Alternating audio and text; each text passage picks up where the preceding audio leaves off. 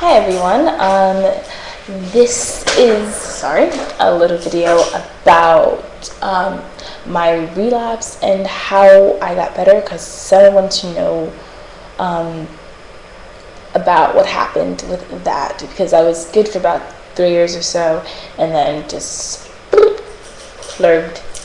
But so basically the background for that is I stopped cutting around 11th grade, and then I didn't do it until about sophomore year, my second semester in sophomore year in college. Basically what happened was I was doing good, I had friends, I was happy, blah, blah, blah, blah, blah. One of my roommates, I lived with 3 people in a suite, and basically what it was is there's 2 rooms, a meeting place, a bathroom.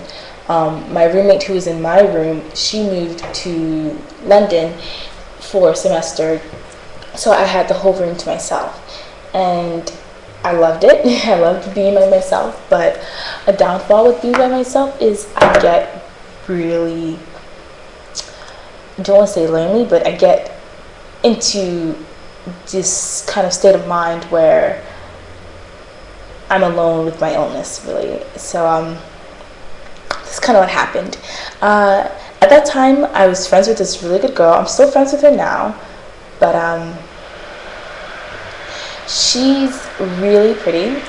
She's really outgoing, talkative. She has this cool Australian accent. She's freaking amazing. And we were throwing parties, and we were being really social, and naturally I'm not a social person. I can be, I talk to people, I know what to say, but I always felt, okay, I'm not really social, these people aren't gonna like me, I'm not really pretty, I don't have this cool, thing about me like this girl does. She has this amazing Australian accent, she's Japanese, and she's pretty, and she has this nice tan skin, and blah, blah, blah, blah. All these things that, I didn't find in myself. And so I started drinking a little bit more, using again, and these things I felt helped me come out of my shell and show this really cool personality. And that was working. I was meeting all these people, talking to all these people, and having a great time. The people still liked her because oh crap, she's this cool Australian accent and stuff.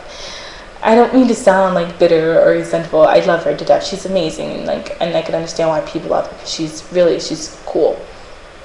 But I was never that kind of person. People were like, oh yeah, she's cool, So, so I slowly started going back into my old ways, and since there wasn't anyone in the room, I would spend days in the room, not go to class, and just because I just didn't want to deal with people, and I was going into the same state of mind I was in before, like in high school and stuff. And one day one of my friends bought me one of my favorite alcoholic beverages. Oh, I love this. I'm a big drinker, and he bought me not a big bottle or anything, but I didn't drink it until 2 days later. He bought it for me on Monday, and on a Wednesday is when I was like, I'm going to drink this, and then I'm going to use, and I did. I drank it, I did some drugs, and then usually what comes later is cutting, and that's what I did. And what happened was my roommates who lived in the other room woke up to a big, and I'm sorry if it's maybe triggering from here, a big bloody mess, and they ran to my room, and they knocked, frankly, like on my door, like, oh my god, Sylvia, are you okay, are you okay? And like they were close to tears, because it was everywhere, in the bathrooms, on the way to my room, all over my sheets, soaked. I threw out those things because they were really triggering for me too. And they were scared out of their minds, and they had every right to be scared because I scared them. And sorry, it's just really hard to talk about because it's just, I can't believe I did that. But that day, I'm glad it came because I was at a point where I thought, I knew it was going to happen from when I was drinking and using. But before then, I didn't think that was going to happen because I really, really thought I was done with cutting. But when that happened, I realized that needed to happen because it was like my bottom. I didn't want to scare my roommates like I did. I didn't want to scare my friends, the people who loved me anymore. And I didn't want to hurt myself anymore. I didn't want that to be my life. I didn't want to be 40 with children and they coming up to my door like, Mommy, are you okay? And I kind of took it in that aspect, even though they aren't my children and I'm much younger than they are. But I just kind of saw my future, in a way. And I didn't like it. I didn't like myself. And I didn't like the idea that this could be the rest of my life. So I threw out everything. And that was the day I started my mural on my wall. And I should show you guys a video of that. I'll post that up there too. But and that was the day I did that, and I started my list of things I want to do once I have clear skin, like going to the beach and feeling water on my skin and being more worried about my weight than my scars. And I know that sounds kind of weird, but I think it's a little bit more normal to be worried about your weight than about your scars. But that's a whole different story. But I really want to go to the beach and just wear a bathing suit and run into the waves. Like, that's my dream. And cutting isn't going to get me there. This is going to keeping me in this box, keeping me in long sleeves in the summer, keeping me in this place where I don't want to stay anymore. And I think that's why I feel like this is the end for me with cutting. Of course I have urges, still get urges, but I think about that day and I'm like, oh, I'm not going through that again. And I do things that make me happy now, and I don't put on myself so much that I have to be this kind of person, because if I'm not that kind of person, then I'm not that kind of person. I wouldn't have made friends with people like that, first of all, either, because no one wants to be friends with like someone who isn't kind of like them. You know what I mean? I mean, we're not similar, but we share similarities sometimes. So obviously I'm doing something right, and I'm not so hard on myself to be this perfect person for anyone. And I'm at a place where I have this mentality, and I'm sorry, I may curse, I don't mean to, but I'm at this mentality where I'm just like, forget everyone. There's 6 billion people in the world. 6 billion or so people in the world.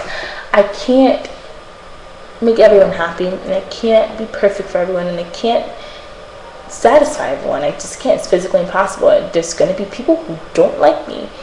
I've already experienced that on my floor. Not that they don't like me, but I just don't like them, and I don't care for them, and I don't think they care, and they shouldn't, because I'm just one person.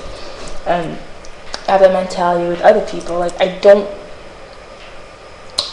have to make you like me. I don't care if you do or not, because there's people who do, so I don't need your assurance.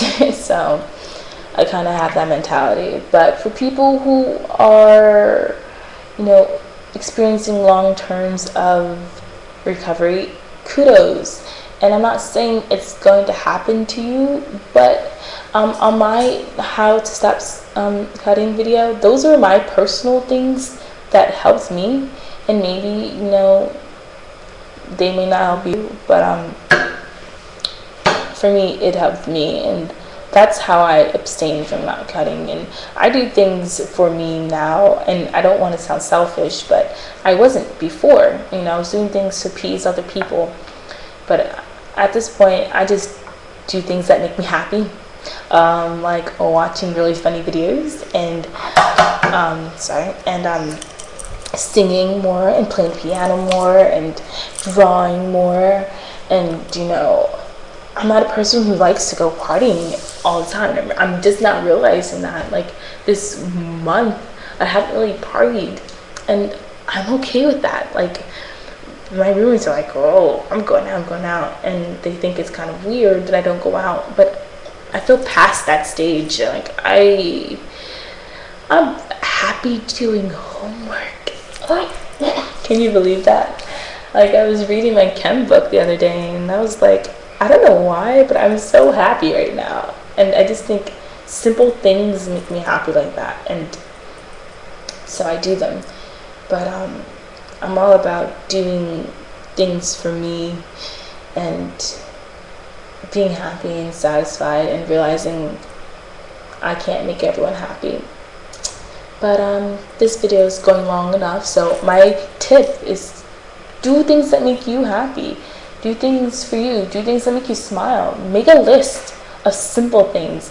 Like for me, one simple thing I love for some reason, and I hate grass, so I'm just putting this out there, I hate grass, but one thing that really makes me happy is when, like, after it rains, is walking barefooted in nice clean cut grass. And I don't know why I always do that at home, but it makes me really, really happy, and it's so weird. But make a list of simple things that make you happy and do them.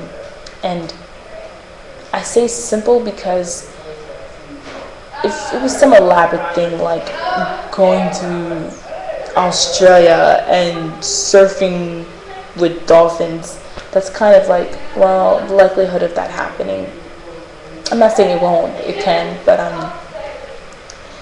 I think simplicity is important because you can do that any day, anytime you feel triggered. And I don't know, it's just simple. It's relaxing. It's like being outdoors and watching birds fly. You can do that anywhere, So that's my tip. Thanks for watching this long video. Thank you for all the support and messages I get. I appreciate them. I try to get back to each and every one because, I don't like to leave a message unturned. Okay, but have a good day, guys. Bye.